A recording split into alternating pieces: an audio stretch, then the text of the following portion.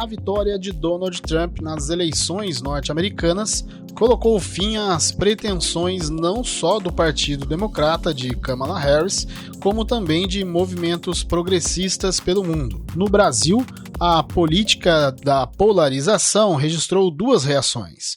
As comemorações de bolsonaristas, incluindo Jair Bolsonaro e seu filho Eduardo, e as manifestações contraditórias da esquerda, como o protesto do PT e a publicação mais pragmática do presidente da República, Luiz Inácio Lula da Silva, que felicitou Trump. O impacto do retorno trumpista à Casa Branca na política e na economia brasileira é o destaque do Linha Política de hoje.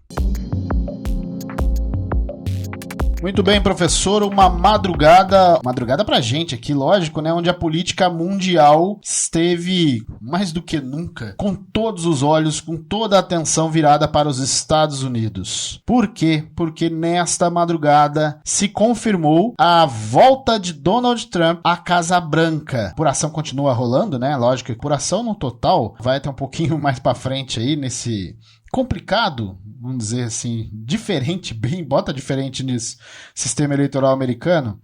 Mas, professor, nós tivemos então aí a confirmação, já com declarações do próprio Trump, já com participações de lideranças mundiais, desta volta, desta vitória.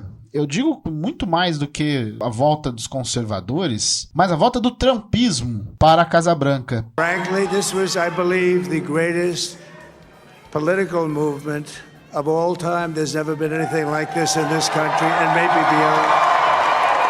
Francamente, este foi, eu acredito, o maior movimento político de todos os tempos. Nunca houve nada assim neste país e talvez fora dele, e agora vai atingir um novo nível de importância, porque vamos ajudar o nosso país a se curar. Temos um país que precisa muito de ajuda. Vamos consertar nossas fronteiras, vamos consertar tudo no nosso país.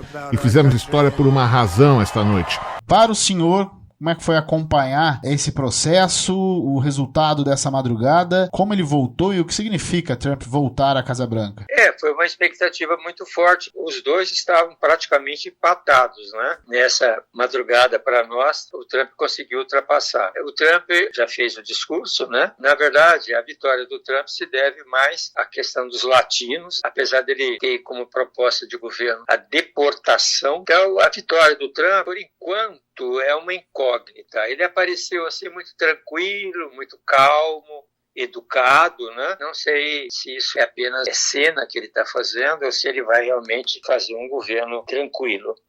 É preocupante sobre todos os aspectos, porque, na verdade, por incrível que pareça, a gente sempre olhou os Estados Unidos como um modelo de democracia, como um modelo de país desenvolvido. No entanto, essa eleição demonstra exatamente uma falta total de percepção política da situação dos Estados Unidos. Ou seja, nunca nós iríamos imaginar que um populista tivesse esta prevalência sobre o eleitorado americano, que para nós parecia ser um povo um pouco mais politizado, o que não é. O Trump é populista, utilizou de uma série de aspectos que incomodavam a sociedade, bateu em cima disso e ganhou as eleições. A situação econômica dos Estados Unidos não é ruim, é uma situação estável, né? Pelo contrário, teve um PIB alto, mas houve nesse período do primeiro mandato dele, ele teve uma situação extremamente favorável para os americanos, em termos assim de inflação, baixa inflação, salário alto.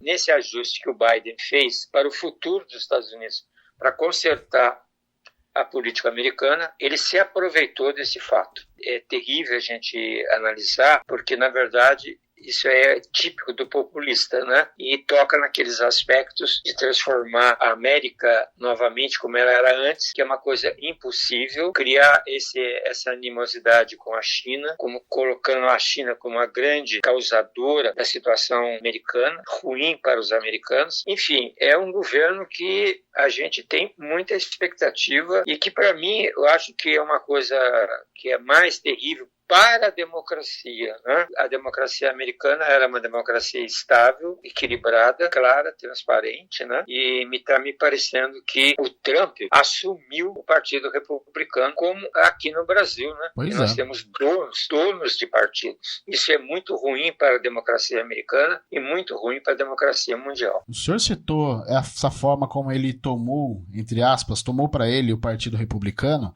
porque o Partido Republicano ele já teve, entre outras situações, claro, né, sempre dentro da sua linha conservadora, mas nomes bem mais moderados, não só no alinhamento político, mas também na atuação do dia a dia, a forma como vê a sociedade, né? E de Trump para cá a coisa alterou muito. Estava acompanhando alguns conteúdos nessa madrugada e até uma declaração de um jornalista brasileiro falando que nas prévias, por exemplo, você teve eventos, não só nas prévias, durante a corrida eleitoral mesmo, né?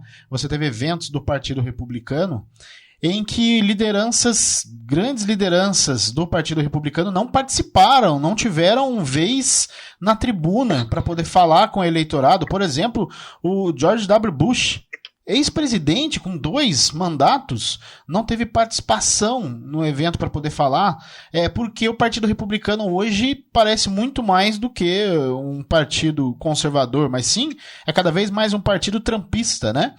Tem essa linha e vai muito daquilo que o senhor citou. Professor, eu gostaria de caminhar também para essa linha, como o senhor abordou aí a questão da economia, porque eu estava acompanhando hoje pela manhã uma entrevista do professor de Relações Internacionais da ESPM, né? Universidade que atua em São Paulo, professor de Relações Internacionais da ESPM, que é o Leonardo Trevisan. E ele faz exatamente essa análise entre a realidade econômica norte-americana hoje e há uma questão que com isso que se trabalha bastante, não só nos Estados Unidos, mas a política mundial, que é da percepção, né? Então ele diz, a gente falar que a economia americana não anda bem, isso é um erro. Você não é um comentário sobre a verdade. A economia americana, ela vai bem. Ela teve um crescimento no último ano e aliás foi o maior crescimento pensando em países, né, de primeira linha, mas a percepção do norte-americano e principalmente desse público votante de Trump é de que o salário norte-americano estaria perdendo o poder de compra. Os democratas tiveram que, a partir de 2020, quando assumiram o governo, tentar organizar a produção, os ciclos produtivos, repor as cadeias de produção. Isso demorou tempo. Eles conseguiram. A gente tem uma ideia sobre a economia norte-americana como se ela estivesse ruim. Cuidado com isso. A economia não está ruim. O que está ruim é a percepção do povo sobre essa economia. No terceiro trimestre, a economia norte-americana subiu quase 3%, 2,8%. É a maior alta em todos os países desenvolvidos, sem nenhuma dúvida. Quando nós olhamos para isso, nós perguntamos por que então da insatisfação? Porque os preços não baixaram do pico de 2022 e os salários não acompanharam. Os salários até subiram, mas não subiram o todo da inflação. O trumpismo, assim como outros, e a gente pode até colocar o próprio bolsonarismo nisso, ele se alimenta muito da percepção do que da realidade, não é, professor? Exatamente. Não, e outra coisa, um fato que nós já temos discutido muito aqui, que é a questão da mídia, né? Ou seja, hoje, os candidatos que têm uma certa familiaridade com a mídia, eles sabem como colocar os problemas para a mídia e sabem como fazer isso. Ou seja, veja, a realidade dos Estados Unidos é completamente diferente da realidade que o Trump ganhou a eleição. Mas ele conseguiu convencer a população desse aspecto. E isso é muito ruim. Veja o efeito Pablo Marçal aqui no Brasil. É a mesma coisa. E isso destrói a democracia, porque as pessoas já não vão mais pensar, as pessoas já não vão mais buscar as causas, elas vão aceitar as coisas prontas. Um iFood, né? Compra pronto a ideia. Eles não estão pensando na realidade do que vai acontecer. Veja, a proposta dele é uma proposta de regressão à década de 80. Tirar a hegemonia do Banco Central, do Fed. Imagine, o Fed foi sempre, o Banco Central americano, né? sempre foi o guardião do mundo. Ele vai fazer uma interferência. Nós tivemos aqui no Brasil a Dilma, que fez uma interferência no Banco Central. O que deu? Ele vai subir as tarifas da China, de importação da China, para 60%. Vai aumentar as tarifas, vai fechar, vai fazer um cerco alfandegário, né, para os outros países amigos dele, vai aumentar só de 10% a 20%. Então, veja, isso é um retrocesso à década de 1980. O Trump, ele imagina que ele vai trazer a América como ela era antes. Não é isto. Como no Brasil também, nós não temos essa visão de futuro. Nós vivemos olhando o passado, coisas que ocorreram no passado que não vão se repetir no futuro. Ou seja, o futuro é outro. Aquela rotina de como resolver os problemas financeiros, como resolver os problemas econômicos, não se adaptam mais a uma realidade que é completamente diferente. Então, eu não sei qual é a ideia dele. Quer dizer, os Estados Unidos vai regredir para tentar chegar àquela posição que os americanos tinham, a famosa meio de vida americano, né? O modelo, o American Way, né? Ou seja, não volta mais isto. Isso já é passado, porque o mundo mudou, as pessoas mudaram. Então, eu acho que o Trump está ainda em campanha, né? Mas eu acho que ele vai ter que maneirar, sim, porque ele não vai fazer a América voltar ao que era antes. Porque simplesmente o mundo mudou. O que ele deveria era incentivar essas novas oportunidades que o mundo está oferecendo. Outro aspecto, ele vai incentivar a indústria do petróleo. Olha que coisa absurda. O mundo todo está indo para restrição ao uso dos fósseis. Ele vai permitir a exploração do petróleo de novo. Quer dizer, ou seja, vai criar, porque ele não acredita na questão climática, ele é cético a respeito disso, né? Ele acha que tudo isso é invenção. Então, é preocupante. Agora, eu acho que ele vai maneirar. Eu acho que ele ainda está em cima do palanque, como todos os populistas, né? O Lula ganhou a eleição, continua em cima do palanque, né? Porque eles precisam ainda manter a marmita aquecida. Vamos fazer uma imagem. Ele precisa manter a marmita aquecida para o indivíduo poder se alimentar na hora do almoço, né? Mas eu acho que ele de tudo isso que ele está falando hoje, de tudo isso que ele imagina que ele vai tentar fazer nos Estados Unidos, eu acredito que ele não vai conseguir fazer, não. Aliás, tem duas linhas dentro do Partido Democrata do que deve ser esse segundo governo de Trump, porque há uma linha um pouco mais que acredita que Trump vai manter, como o senhor estava fazendo essa avaliação, né? Uma linha que acredita que ele vai manter ainda uma mão pesada com relação a esses discursos ideológicos e popularescos, né?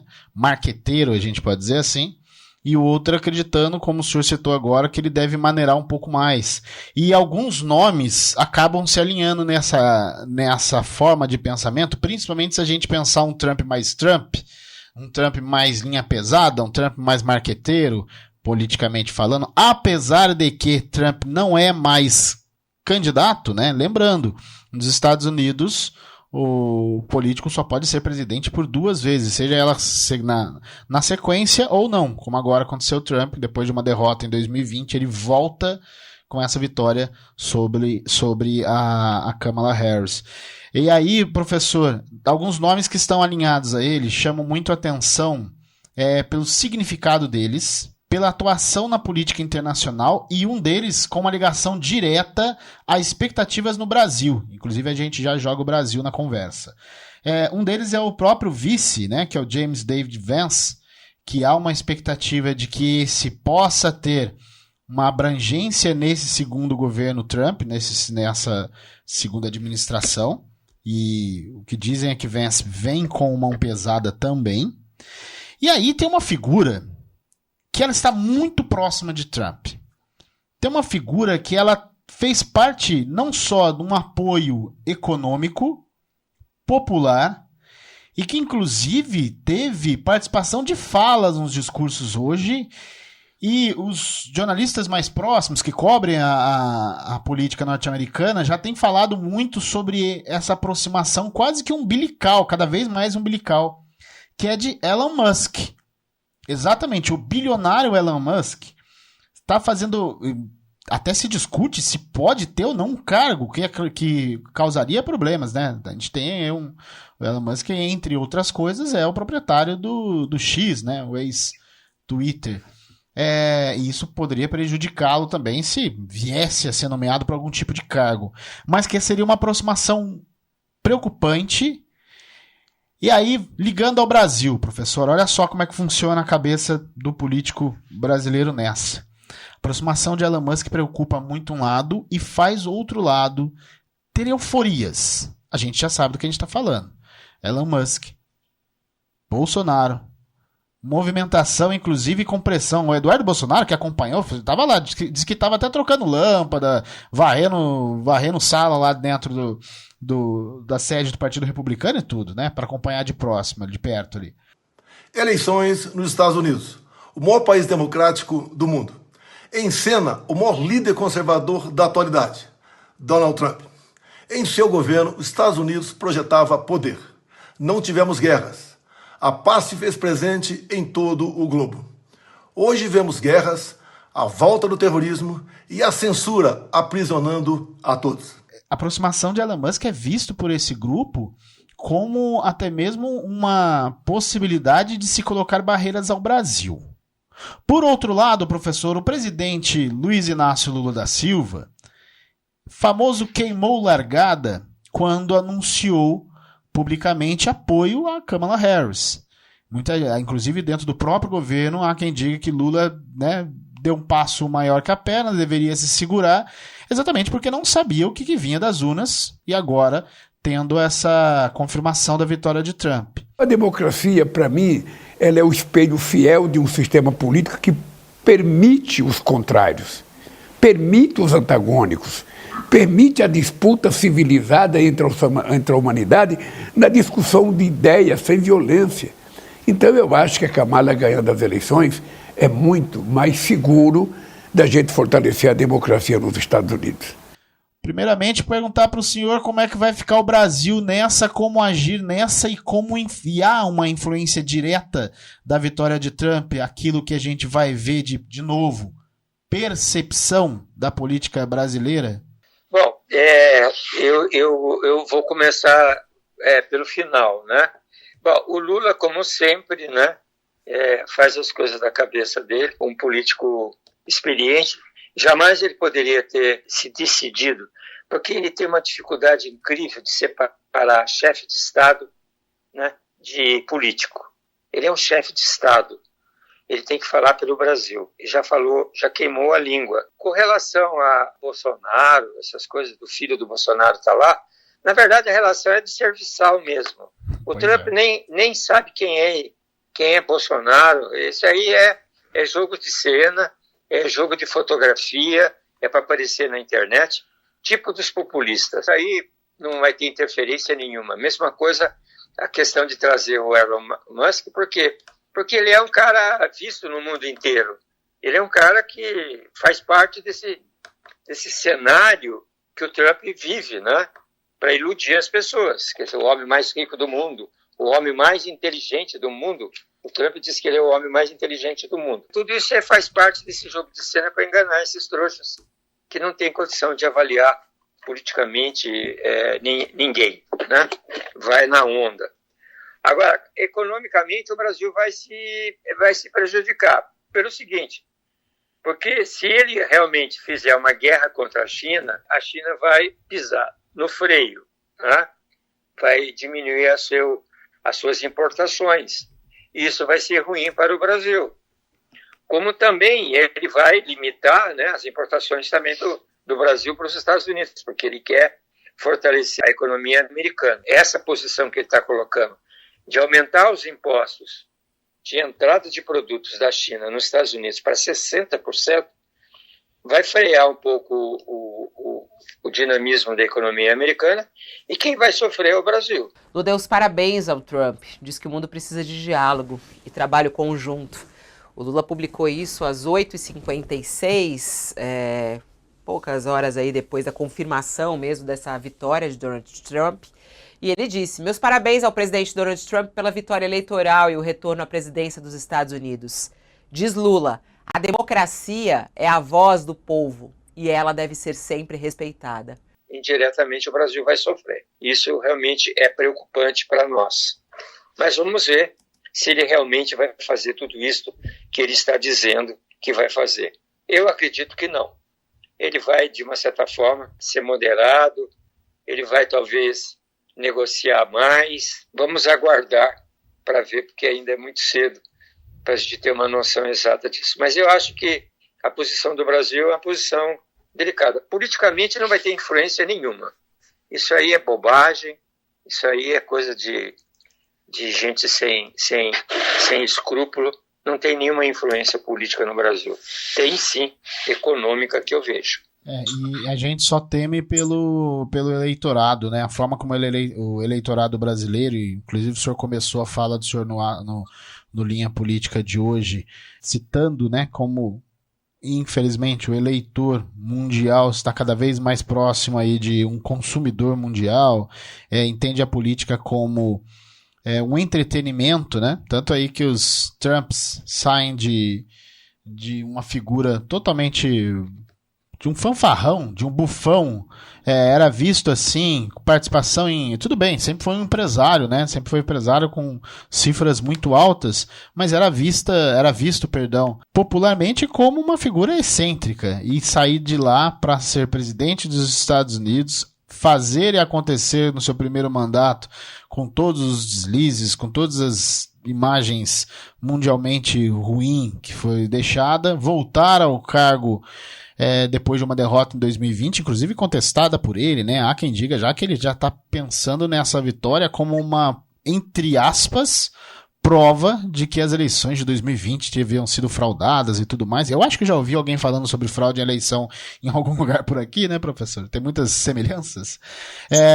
O que deixa a gente mais, vamos dizer assim, com o pé atrás e com todos com olhos, ouvidos e tudo mais abertos, é porque o eleitor, e no Brasil também é assim, ele tem consumido a política muito mais com o fígado, muito mais como se tivesse, como o senhor citou no começo do programa, um fast food, do que pensar a política em si. Agora, o governo brasileiro vai precisar ser inteligente, né? Vai precisar ser menos ideológico, vai precisar pensar de fato com a cabeça, não com o fígado, porque, como o senhor citou, há uma questão econômica que bate de frente e, inclusive, a economia e suas percepções, já foi mostrado isso, né, definem uma eleição, né, professor? Se o governo for bem na política, chegar em 2026 na política bem na economia, a coisa fica, não que o caminho fica meio caminho andado, mas a coisa fica muito mais positiva para uma disputa. Agora, não adianta chegar